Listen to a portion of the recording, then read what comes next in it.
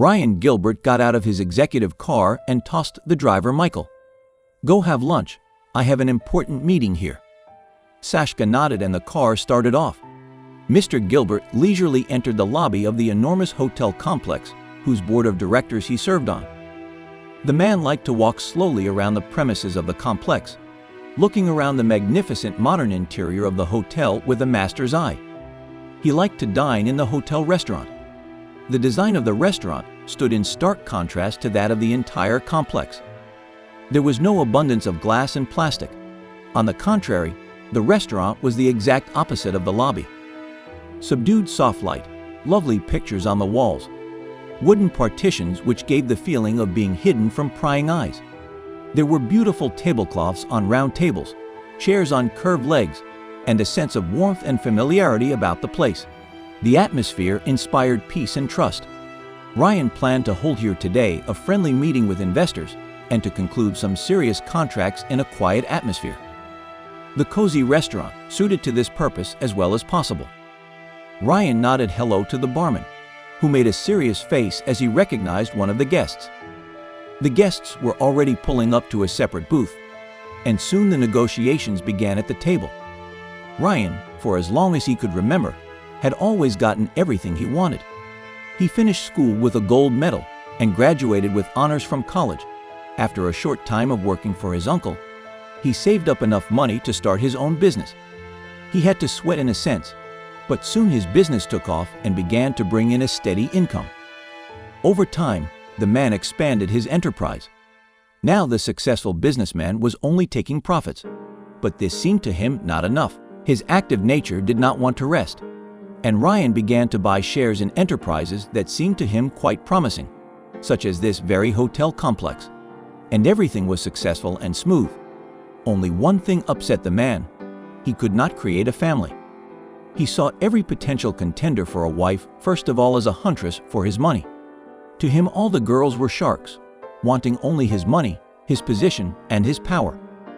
Once he fell in love with a simple sweet girl, fell in love with all his heart. But just before the wedding he decided to test the fidelity of his bride. And the girl did not pass the test, completely failing it. Ryan then hired a fitness trainer to woo his fiancée. And now the words of the nice girl recorded on the phone were still in my ears. "You just be patient, my love. I will marry Ryan, and then everything will be fine. He has so much money that you and I have enough and our children will be left."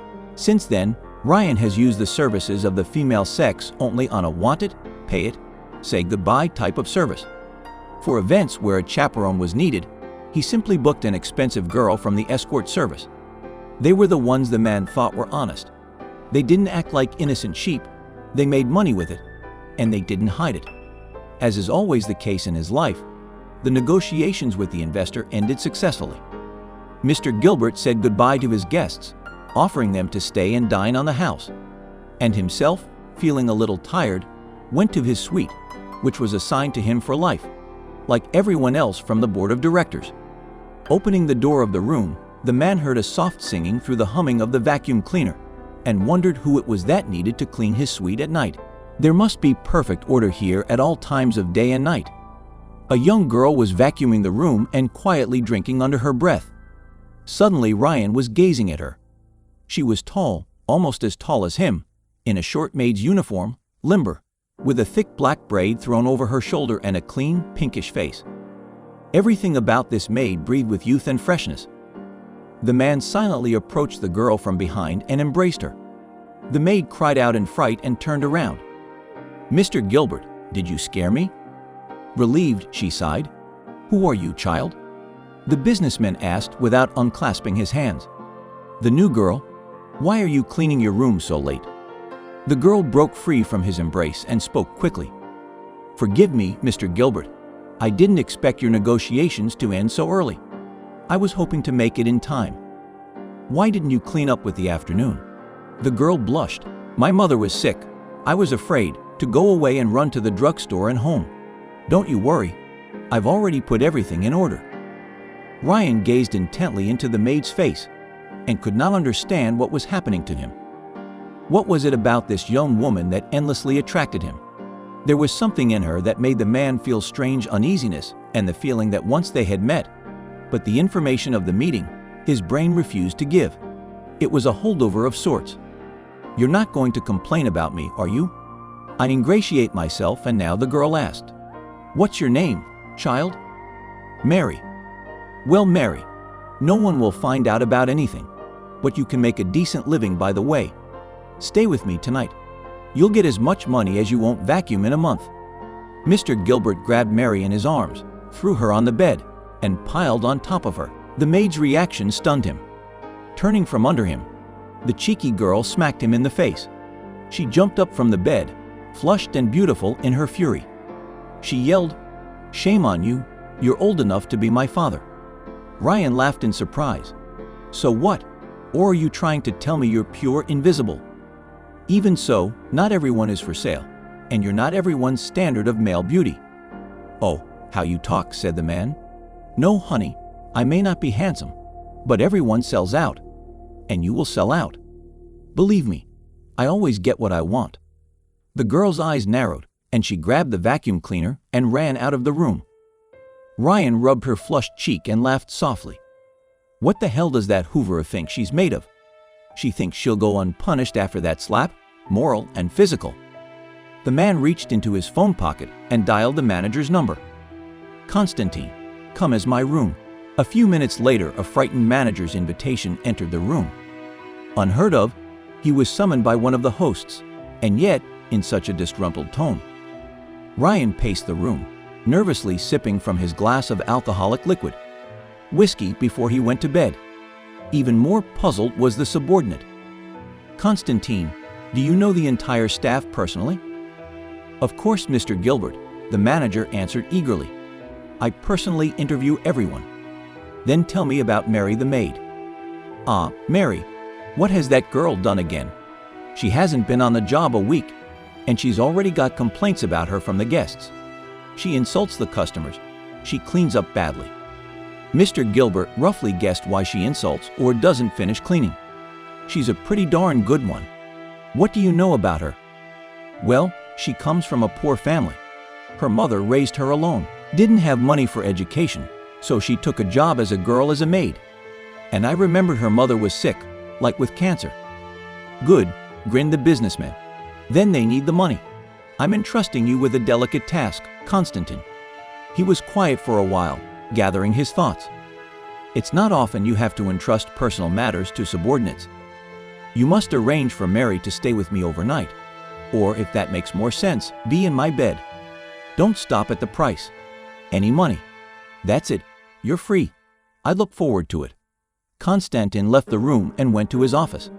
There he used the internal phone to find Marina and summoned her to his office. The girl entered the manager's office and immediately rushed in. "Mr. Smith, it's not my fault. Mr. Gilbert started hitting on me, so I punched him in the face." "You already complained, haven't you?" The manager was horrified. "In the face? The owner? What have you done, you fool?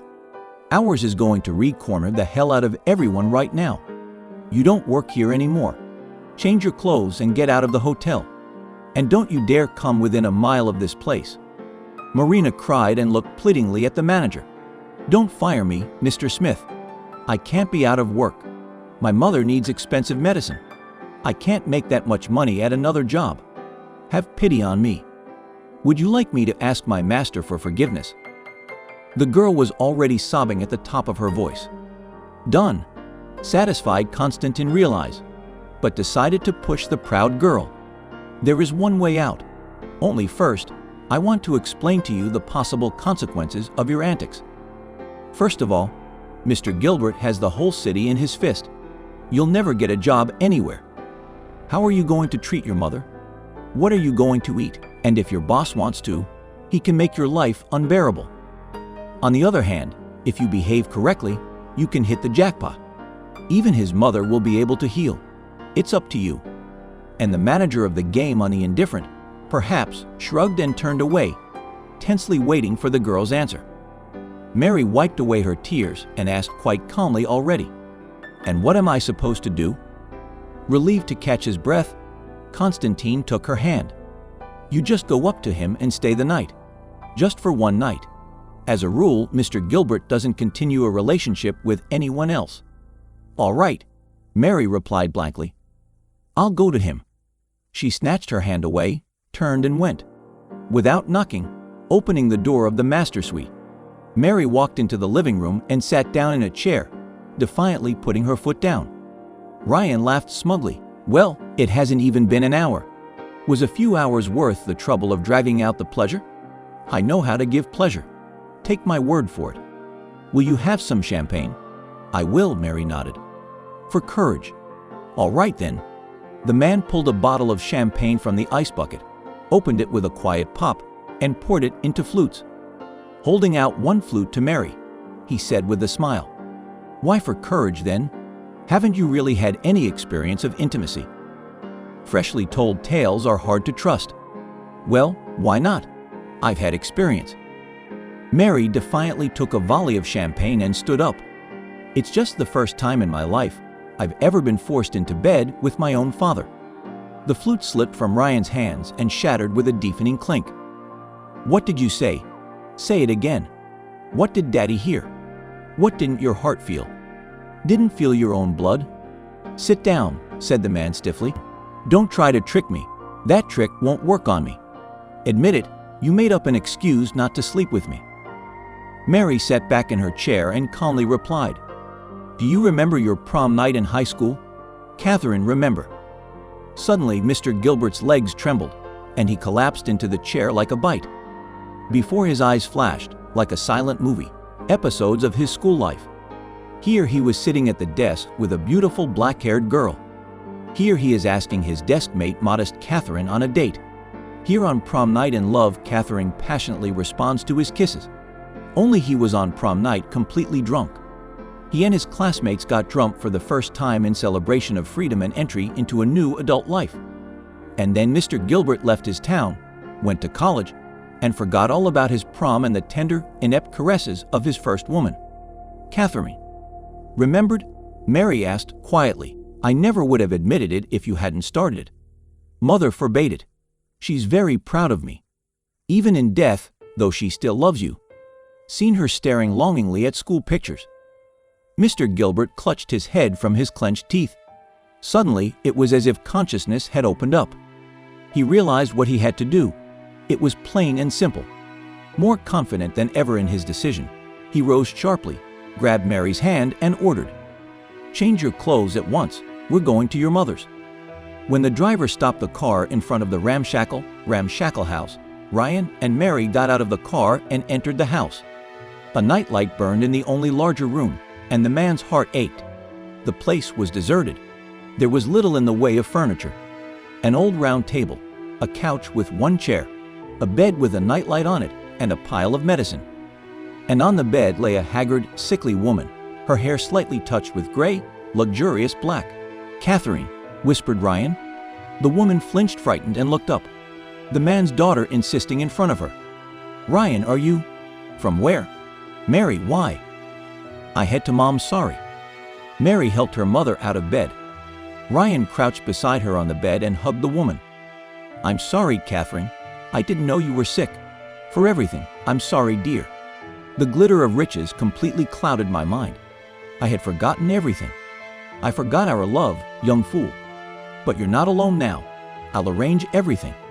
You and your daughter won't have to go through any more trouble. And you will soon be on your feet, I swear to you.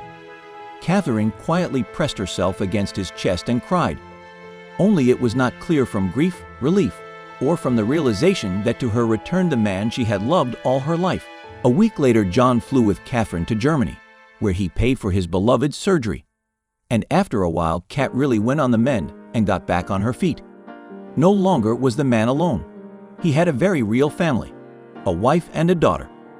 A beautiful and smart daughter, and a devoted and loving wife who had waited for him through the years and whom he had snatched from the clutches of death. Thank you for your attention, and see you again.